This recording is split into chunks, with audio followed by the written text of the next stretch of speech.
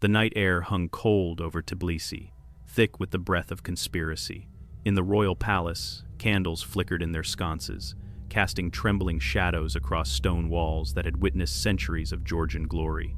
King Demetrius II lay sleeping in his chamber, unaware that his final hours had arrived not on a battlefield where he had fought so fiercely, but in the sanctuary of his own bed. The silk sheets that should have cradled a monarch's rest would instead become his shroud. Demetrius II had ruled Georgia with an iron will, a warrior king who refused to bow before the Mongol overlords who demanded submission from every throne in the Caucasus. He had spent his reign dancing on the edge of a knife, playing the deadly game of medieval politics where one wrong move meant annihilation. The Mongol Ilkhanate watched Georgia with hungry eyes, and Demetrius had committed the ultimate sin in their eyes. He had dared to resist, to rebel, to dream of a Georgia free from the yoke of foreign masters.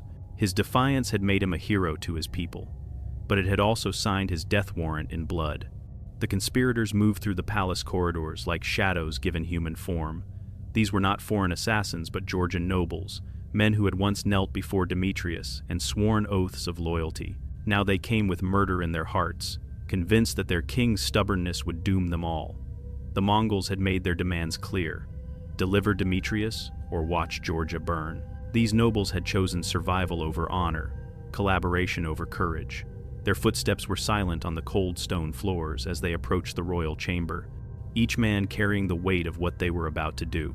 The door to the king's bedchamber opened without a sound. Demetrius lay in his bed, his face peaceful in sleep, untroubled by dreams of betrayal. The years of constant warfare had carved lines into his features, but in rest he looked almost young again, like the prince he had been before the crown became a crown of thorns. His sword hung on the wall beside the bed, close enough to reach in an emergency. But tonight, there would be no time for heroic last stands. Tonight, betrayal wore the faces of trusted men.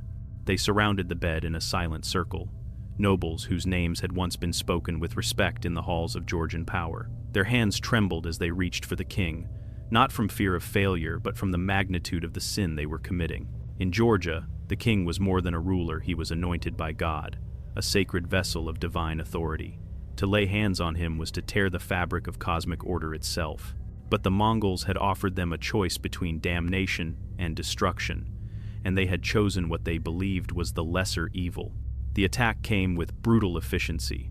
Strong hands clamped down on Demetrius's arms and legs, pinning him to the bed before consciousness could fully return. His eyes flew open in the darkness, confusion giving way to horror as he recognized the faces of his own nobles looming above him. He tried to cry out, but a hand pressed hard against his mouth, silencing any hope of summoning guards who might still be loyal. The king thrashed against his captors, his warrior's strength formidable even in surprise.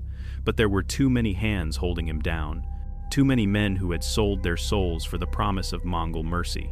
Then came the cord, thick, rough hemp that bit into the flesh of his throat. One of the conspirators, his face twisted with anguish and determination, wrapped the rope around the king's neck and pulled. Demetrius's body convulsed as his airway closed, his legs kicking beneath the silk sheets, his fingers clawing desperately at the hands that held him. His eyes bulged with terror and betrayal, meeting the gaze of men he had trusted, men he had elevated, men who now murdered him in the name of political expediency. The candles continued to flicker peacefully, indifferent witnesses to regicide. The struggle lasted longer than the conspirators had anticipated. Demetrius was a warrior, his body hardened by years of combat, and even in the face of death he fought with every fiber of his being.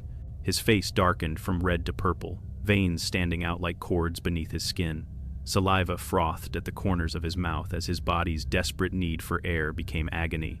The nobles held firm, some closing their eyes against the sight, others watching with grim determination, all of them knowing they had crossed a line from which there could be no return.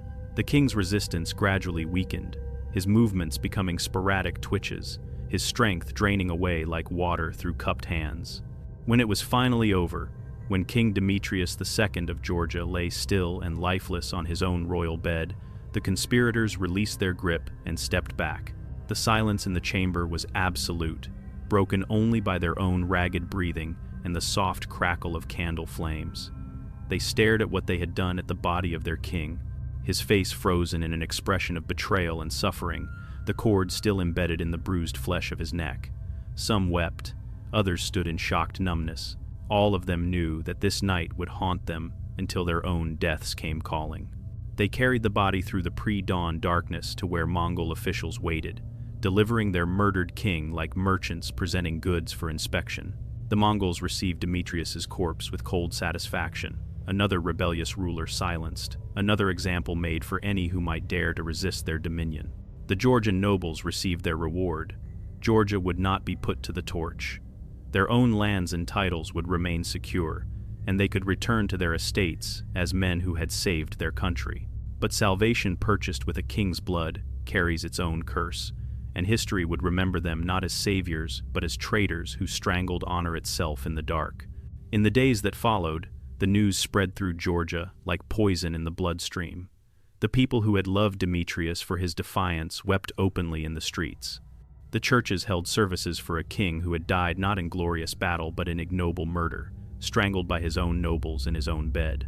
The throne passed to another, more compliant ruler, one who would bend the knee to Mongol authority without resistance. Georgia's brief flicker of independence was extinguished, and the nation would remain under the shadow of foreign domination for generations to come. The conspirators lived on, wealthy and powerful, but their names would be spoken as curses by Georgian patriots for centuries after. The chamber where Demetrius died was never used as royal quarters again. Servants whispered that on certain nights, you could hear the sounds of a struggle in the darkness, the desperate gasps of a man fighting for breath that would never come. The palace stood as a monument to the brutal pragmatism of medieval politics, where loyalty was a commodity to be bought and sold, and even kings could be murdered in their sleep when they became inconvenient.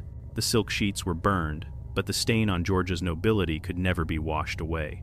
History offers no easy answers about the murder of Demetrius II.